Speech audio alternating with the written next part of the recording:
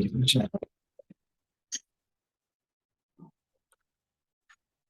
Hare Krishna Buddhist Mataris, welcome all of you for this Bhagavad Gita session.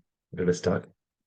Jagannath Baldeswara Mai ki jai, Narasimha Bhagavan ki jai, Panchatattva ki jai, Shri Goswami ki jai, Guru Parampara ki jai, Shri Gopal ki jai, Gurudev ki jai, Tagore ki jai. So we'll be discussing from 11th chapter of Bhagavad Gita, right? So let us see the prayers. Om Gyan Timrandasya Gyananjana Shalakaya Chakshurunmilitam Yena Tasmai Shri Gurave Namaha Namo Vishnupadaya Krishna Preshtaya Bhutale Srimate Bhaktivedanta Swaminiti Namine Namaste Saraswate Devi Gauravani Pracharane Nirvishesha Shunyavadi Paschati Deshatarane Jai Shri Krishna Chaitanya Prabhu Nityananda Shri Advaita Gadadhara Shrivasadi Gauravakta Hare Krishna, Krishna Krishna, Hare Hare, Hare Rama, Rama Rama, Hare Hare. So chapter 11, the universal form. Today's verse is 4th verse, 11.4. Manyase yadi tachakyam maya drashtum iti prabho yogeshwara tato me tvam darshayatmanam avyayam. Translation by Pasha Prabhupada ki jai. If you think that I am able to behold your cosmic form, O my Lord, O Master of all mystic power, then kindly show me that unlimited universal self. So this is also a very important chapter which we are discussing. See, after hearing Krishna's words, the 10th chapter, where he says in the last verse, 10.42, Krishna says, with a single fragment of myself, I pervade and support the entire universe. So now Arjuna wishes to see that all-pervasive form of the Lord. See, although Krishna is driving Arjuna's chariot, he pervades and supports the entire universe. So Arjuna therefore wishes to see Krishna's all-pervading form. So he asks Krishna to reveal his universal form. Now, what is the qualification to see the Lord? Only by revelation by the mercy of the Lord. Therefore, Arjuna requests and he pleads, he not orders. See, not possible by mental speculation or perception by material senses. Not possible. See, because living entity has infinitesimal spiritual spark, very small, minute. He cannot know the unlimited infinite. So Arjuna admits his limitations as a living entity and he acknowledges Krishna's inestimable position as given by Prabhupada in the purport. So Lord is also addressed as Yogeshwara. So to point out his inconceivable potencies by which the infinite can reveal to the finite, right? So Krishna is not obliged to reveal himself until one fully surrenders in Krishna consciousness and engages in transcendental loving service. So in the purport of first chapter, first verse, in the 11.1st verse, Prabhupada says, this chapter, 11th chapter, reveals Krishna as the cause of all causes. He is even the cause of Mahavishnu, from whom material universes emanate. So Krishna is not an incarnation. He is the source of all incarnations. And Prabhupada says this has been completely explained in the 10th chapter. So now, as far as Arjuna is concerned, he says that his illusion is over. This means that Arjuna no longer thinks of Krishna as a mere human being, as a friend of his, but as a source of everything. So Arjuna is very enlightened. And he is glad that he is such a great friend as he has got a very great friend like as Krishna. But now he's thinking that although he may accept Krishna as the source of everything, others may not. So in order to establish Krishna's divinity for all, he is requesting Krishna, 11th chapter, to show his universal form. Actually, when one sees the universal form of Krishna, one becomes frightened like Arjuna. But Krishna is so kind that after showing it, he converts himself again into his original form. Prabhupada, third 11.3 purport also says very nicely that Krishna knows the desire of Arjuna, and he can understand that Arjuna has no special desire to see him in his universal form. For Arjuna is completely satisfied to see him in his personal form, right? But the Lord can understand also that Arjuna wants to see the universal form to convince others. So Arjuna did not have any personal desire for confirmation. And Krishna also understands that Arjuna wants to see the universal form to set a criterion. Because in the future, there may be so many imposters who will pose themselves as incarnations of God. You can see that, right? So the people, therefore, should be careful. One who claims to be Krishna should be prepared to show his universal form, confirm his claim. So the current words, the purport, the first two lines, Prabhupada says, Arjuna pleads for the inconceivable grace of Krishna. Arjuna does not give orders to Krishna. Krishna is not obliged to reveal himself unless one surrenders fully in Krishna consciousness and engages in devotional service. Therefore, Prabhupada says it is said that one can neither see, hear, understand, nor perceive the Supreme Lord Krishna by the material senses. So by material senses, we cannot see or hear or understand, nor perceive the Supreme Lord. But if one is engaged in loving transcendental service to the Lord from the beginning, then one can see the Lord by revelation. See the purport of 9th canto, 8th chapter, 22nd verse of Bhagavatam. Prabhupada says, unless one is situated in the transcendental loving service of the Lord, one is unable to understand the Supreme Personality of Godhead. See, the Lord is situated in everyone's heart as Paramatma. However, because the conditioned souls are influenced by material nature, they can see only the actions and reactions of material nature, but not the Supreme Personality of Godhead. So what Prabhupada says, one therefore must purify himself internally and externally. And in the purport of 922, Prabhupada refers to Bhagavatam 6:4-6, where in the purport he gives the verse from which is from Garuda Purana. Apavitra pavitro va sarvastam gato apiva yas maret pudari kaksham sa bahya bahyantara shuchihi. To keep ourselves externally clean, we should bathe 3 times daily. And for internal cleanliness, we must cleanse the heart by chanting the Hare Krishna Maha.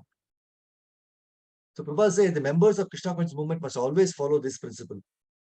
Bahya bhayantarah shuchihi, internally or externally. So then he says, it is a very encouraging statement.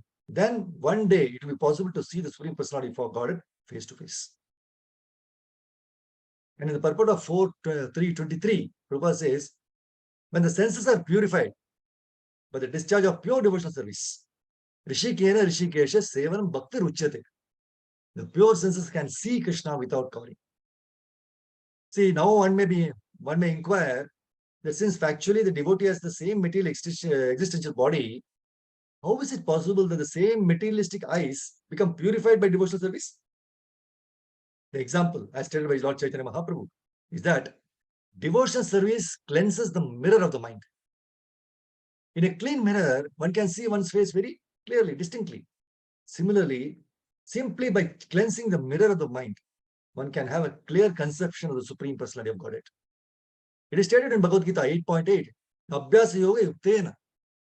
By executing one's prescribed duties in devotional service, or simply by hearing about God and chanting about Him, if one's mind is always engaged in chanting and hearing, and is not allowed to go elsewhere, one can realize the Supreme Personality of Godhead. As confirmed by Lord Chaitanya Mahaprabhu, by the Bhakti Yoga process, beginning from hearing and chanting, one can cleanse the heart and mind, and thus one can clearly see the face of the Supreme Personality of God. That's why in Chaitanya Charitamrita 9.126 purport, it is referred that it is confirmed in Katha Upanishad and Mundaka Upanishad. Anyone who is favored by the Supreme Personality of Godhead, please hear, anyone who is favored by the Supreme Personality of Godhead can understand his transcendental name, qualities, form, and pastimes. We can understand that means you are favored by Krishna.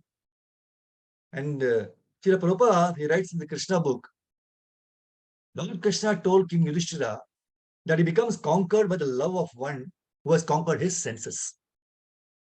One who has not conquered his senses cannot conquer the Supreme Personality of Godhead. This is the secret of devotional service. So to conquer the senses means to engage them constantly in the service of the Lord. So the specific qualification of all the Pandava's brothers was that they always engage their senses in the service of the Lord. So one who thus engages his senses becomes purified. And with purified senses, one can actually render service to the Lord. The Lord can thus be conquered by the devotee through loving devotion, transcendental loving devotional service. That's why Prabhupada in the purport of 3:25:18, he says it is confirmed in the Narada Pancharatra that even when the senses are purified, when the senses are purified, they can be engaged in the devotional service of the Lord. So it is confirmed. He said, it's confirmed in Narad Pancharatra. When the senses are purified by chanting and hearing, they can be engaged in the devotional service of the Lord. And he gives a statement which says, one who is attached to material contamination, he cannot be a devotee. This is a very important point for us to understand, right? So that's why in this purport, very clearly says that we have to be, because Krishna, he says, no, Arjuna pleads, no, in this fourth verse, please show me your universal form. And he requests, he doesn't order, come on, show. No, because he was a charioteer. Because Krishna is not obliged, to reveal himself. And he says, Prabhupada says, unless one surrenders fully to Krishna consciousness and engages in devotional service, then only Krishna will reveal. Otherwise, it's not possible. That's why he says in the first two lines of 11.4 purport, it is said that one can neither see, nor hear, or understand, nor perceive the Supreme Lord Krishna by the material senses. Not possible. But if one is engaged in loving devotion, transcendental service to the Lord from the beginning, then one can see the Lord by revelation.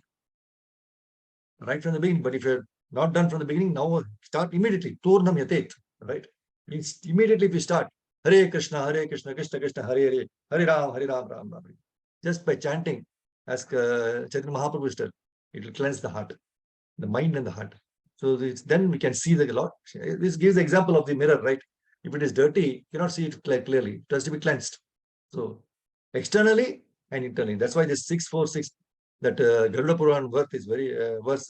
He says, "Apavitro, apavitra pavitro va, sarvavastham gato apiva, yes mare pundari kaksham, sab bahya bhayantara shuchihi." We just discuss this verse. It's very important. Then Shri Vishnu, Shri Vishnu, Shri Vishnu. So either pure or impure, for having passed through all conditions of material life, if one can remember the lotus-eyed Krishna, he becomes externally and internally clean. So the meaning of this mantra is apavitra pavitrova. That means apavitra means unclean, and pavitra means clean. So anyone who may be unclean or clean, it doesn't matter. Apavitra pavitrova sarva avastam gatopiva. Sarva means all. Avastha means condition. So in whatever condition one may be, either unclean or clean, anyone who smaret, remembers Pundarikaksham. Pundarikaksham means Krishna. Krishna's another name is Pundarikaksham. So yes, smaret Pundarikaksham. So that person, bahya externally, abhyantaram internally, shuchihi becomes at once purified. Shri Vishnu, Shri Vishnu, Shri Vishnu. So Pundarikaksham, Krishna or Vishnu. So this is the remembrance. Shri Vishnu, Shri Vishnu, Shri Vishnu. Very important. So unless it's not possible to Krishna. So Arjuna is telling Krishna to show the universal form, right? It's not so easy. He requests. And unless Krishna gives his mercy, it's not possible. The best is start chanting Hare Krishna, Krishna Krishna, Hare Hare, Hare Ram, Ram Ram. To cleanse ourselves internally and externally. Karantara Srimad Bhagavad Gita ki jai. Shri Prabhupada ki jai. Thank you, Hare Krishna.